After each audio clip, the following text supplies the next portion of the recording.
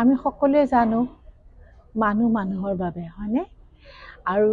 এই বৃদ্ধাশ্ৰমত এয়াই নহয় মই আগতেও আহিছোঁ কিন্তু এইবাৰ সম্পূৰ্ণ এটা নতুন মই পদক্ষেপ আমি গ্ৰহণ কৰিছোঁ আমাৰ পৰিয়ালৰ এটা মানে যিটো এটা সামাজিক সাংস্কৃতিক অনুষ্ঠান লোকদ্বীপ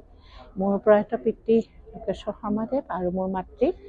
বৰ্তমান 81 বছৰীয়া দীপ্তি শৰ্মাৰ নামত লোকদ্বীপ আৰু ইয়াৰ আৰু এটা অৰ্থ লোক মানে হৈছে আমি সকলোৱে জানো মানুহ আৰু দ্বীপ মানে হৈছে পোহৰ এই যে সমাজৰ মানুহখিনিক যাতে আমি পোহৰ আৰু আনন্দৰ সন্ধান দিব পাৰোঁ তাৰ কাৰণে এই লোকদ্বীপ অনুষ্ঠানটি আমি আৰম্ভ কৰিছোঁ আজি আমি ইয়াৰ যিসকল বৃদ্ধ আৱাসী আছে বৃদ্ধা আই মাতৃসকল আছে প্ৰায় 60জন হ'ব 42গৰাকী মহিলা আৰু 18জন পুৰুষ নহয় উৎপল গতিকে তেখেতসকলৰ মাজত আমি ভাবিলোঁ মাজতে ইমান শীত হৈছে ইমান মানে ঠাণ্ডা হৈছে গতিকে উৎপলে আগ্ৰহ কৰিলে যে মই যেতিয়া ক'লোঁ যে মই যাব বিচাৰিছোঁ কিবা তেতিয়া সেইমতে আমি আজি শীতৰ এই সেমেকা সন্ধিয়াত তেখেতসকলৰ কাৰণে এটা উমাল সন্ধিয়ালৈ ৰূপান্তৰ কৰি তেওঁলোকৰ লগত অন্তৰংগ আলাপ কৰি এই সামান্য আমাৰ এক অনুদান আগবঢ়াইছোঁ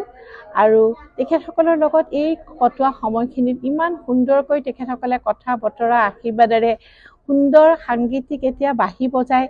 আমাক আহ্লাদিত কৰিলে তাৰ কাৰণে ধন্যবাদ জ্ঞাপন কৰিছোঁ উৎপল হৰ্ষবৰ্ধনকো আমি ধন্যবাদ জ্ঞাপন কৰিছোঁ আজি আমাৰ ইয়াত আছে আগতে আমাৰ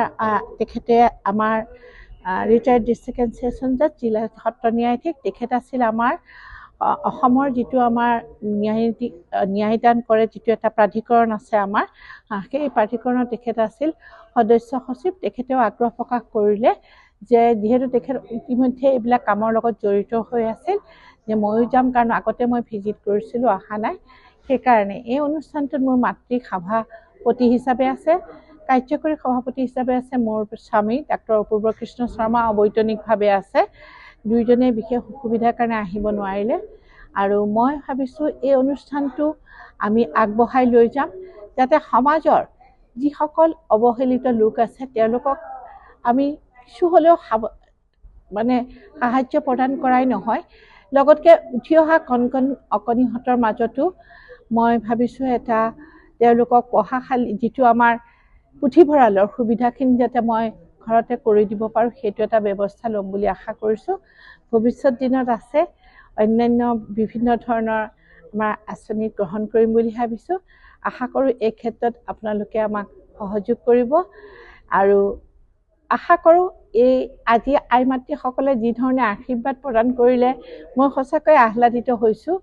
আৰু ভোগালী এই সুন্দৰ মানে সময়খিনিত তেখেতসকলৰ মাজত থাকিবলৈ পাই সঁচাকৈ আনন্দ লাভ কৰিছোঁ